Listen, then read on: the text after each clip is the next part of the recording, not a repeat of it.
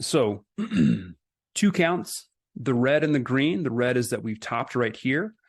And if we topped, we'd be looking at some kind of a 1-2-1, and then maybe like a three wave uptrend, and then we break down below this 292 level.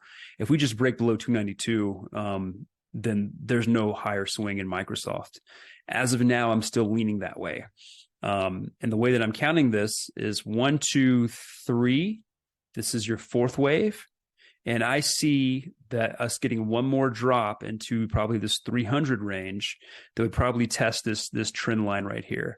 And that would be anyone looking to buy. You could buy right there with the stop below 292. That's really good risk reward to capture this next swing higher, this final swing higher if it does play out.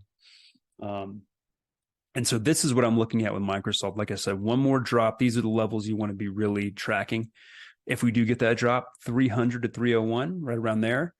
The final support is 293, 292. Below 292, and this green count is off the board. What that means is that July, that was the top for Microsoft. And we're going to be targeting much lower levels to start accumulating again.